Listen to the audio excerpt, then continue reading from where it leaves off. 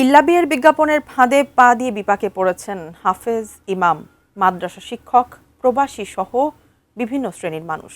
গোপনে জমা দেওয়া তাদের ব্যক্তিগত তথ্য সামাজিক মাধ্যমে প্রকাশ করে দিচ্ছে হালালা সেন্টার নামের একটি কথিত প্রতিষ্ঠান। এতে ভুক্তভোগীরা পড়েছেন চরম বিব্রতকর পরিস্থিতিতে। বিস্তারিত আরিফ হাসানের প্রতিবেদনে। হিল্লা বিয়ে করার জন্য একটা পুরুষ চাই। যদি কোনো পুরুষ হিল্লা বিয়ে করতে চান শুধুমাত্র 3 মাসের জন্য, আমার একটা বোন আছে, দেখতে খুব সুন্দর, টাকা পয়সার অভাব নেই, বাড়ি আছে, গাড়ি আছে, সব আছে, কিন্তু তার স্বামী নেই। সে 3 মাসের জন্য হিল্লা বিয়ে করতে চাচ্ছে। কোনো ছেলে যদি হিল্লা বিয়ে করতে চান, আপনার সবকিছু সে গোপন রাখবে, কাউকে বলবে না। আপনিও তার সবকিছু গোপন রাখবেন, কাউকে বলবেন না। হিল্লা বিয়ে নিয়ে ধর্মীয় ও সামাজিক বিতর্ক নতুন নয়, তবে এবার সেই বিষয়টিকেই ব্যবহার করা হয়েছে এক ভিন্ন ধরনের ফাঁদ হিসেবে। ফেসবুকে সানজিদা আক্তার নামের একটি পেজ থেকে কিছুদিন আগে একটি বিজ্ঞাপন প্রকাশ করা হয়। সেখানে দাবি করা হয় হিল্লা বিয়ের জন্য আগ্রহী মুহাল্লিল পুরুষদের খোঁজা হচ্ছে। আবেদন করতে বলা হয় ইমেইলে জীবন বৃত্তান্ত পাঠানোর মাধ্যমে।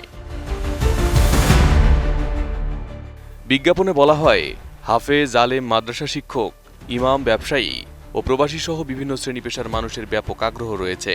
এমন আহ্বানে সাড়া দিয়ে শত শত মানুষ নিজেদের ব্যক্তিগত তথ্য জমা দেন বলে জানা যায়। কিন্তু কিছুদিন পরেই পরিস্থিতি নাটকীয় মোড় নেয়। একই ফেসবুক আইডি থেকে আবেদনকারীদের ছবি, সিভি, ফোন নম্বর, ইমেল অ্যাড্রেস এবং অন্যান্য ব্যক্তিগত তথ্যের স্ক্রিনশট প্রকাশ করা হয়। একাধিক পোস্টে অন্তত 80 জনের তথ্য প্রকাশ্যে দেখা যায়। পোস্টে দাবি করা হয় হাজার হাজার আবেদন থেকে এগুলো স্মারক হিসেবে প্রকাশ করা হয়েছে। নতুন বাংলাদেশ গড়তে এলো জুলফিকার স্টিল। জুলফিকার স্টিল।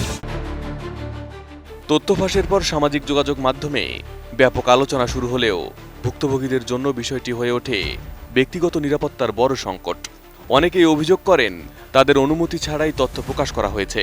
কেউ কেউ আবার সন্দেহ করছেন তাদের ব্যক্তিগত ডেটা অন্য কোনো উৎস থেকে সংগ্রহ করা হয়েছে।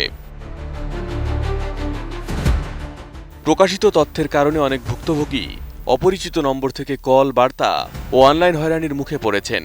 কেউ কেউ সামাজিকভাবে বিব্রতকর প্রশ্নের সম্মুখীন হচ্ছেন, আবার কেউ পরিবার ও কর্মক্ষেত্রে ব্যাখ্যা দিতে বাধ্য হচ্ছেন। ঘটনার পর রাজধানীর মিরপুর থানায় সাধারণ ডায়েরি করেছেন আবু মুসা নামের এক ব্যক্তি। গত 7 জুন করা ওই জিডিতে তিনি সানজিদা আক্তার নামের ফেসবুক আইডির বিরুদ্ধে প্রতারণা, ভুয়া তথ্য প্রচার এবং ব্যক্তিগত তথ্য প্রকাশের অভিযোগ তোলেন। পেজটি বিশ্লেষণ করে দেখা যায় পেজটি মূলত একটি ফেক পেজ এবং সানজিদা আক্তার নামে নিজেকে আলেমা দাবি করে যে নারীর ভিডিও প্রচার করা হচ্ছে সেগুলো অন্য কারো ভিডিও। এই আইডি থেকে আমাদের কাপল পিক নিয়ে পোস্ট হয়েছিল। পোস্ট করে বলছে আমি নাকি তার প্রাক্তন ছিলাম, এরকম বিষয় নিয়ে সে পোস্ট করছিল। তো তারপর আমি তাকে ওয়ার্নিং করছিলাম, যারা বায়োডাটা দিয়েছেন তারা ধরা খায় গেছেন, ঠিক আছে, সামনে থেকে আর এগুলা করেন না, ফেক আইডির পেছে, ফেক আইডির ঝামেলায় আর পড়েন না। আলেমরাও বলছেন এর মাধ্যমে ইসলাম সম্পর্কে ভ্রান্ত ধারণা ছড়িয়ে দেওয়া হচ্ছে এবং এই ফাঁদ ব্যবহার করে আলেম সমাজের ভাবমূর্তি নষ্ট করার চেষ্টা করছে একটি পক্ষ। গড়ে উঠছে হালালা সেন্টার। এর তত্ত্বাবধানে আছেন একজন নারী, সাথে কিছু টুপিদারিওয়ালা। তাদের বিভিন্ন অঙ্গভঙ্গি, তাদের বিভিন্ন প্রোগ্রামের ছবি সামাজিক যোগাযোগ মাধ্যমে ছড়িয়ে পড়ার পর থেকে এটা নিয়ে ব্যাপক প্রতিক্রিয়া দেখা দিয়েছে।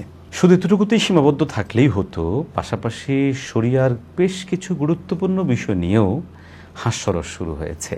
অতএব আজকে যারা হালালা সেন্টার খুলছে, নবীজির ভাষায় তারা ভাড়া করা পাঁঠা।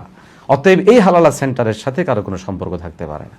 এদিকে এখন পর্যন্ত এর সাথে জড়িত ব্যক্তিদের শনাক্ত করতে পারেনি আইন শৃঙ্খলা বাহিনী। অন্যদিকে ভুক্তভোগীরা দ্রুত তথ্য অপসারণ, দায়ীদের শনাক্তকরণ এবং আইনি ব্যবস্থা গ্রহণের দাবি জানিয়েছেন। Arif Hasan, ATN news.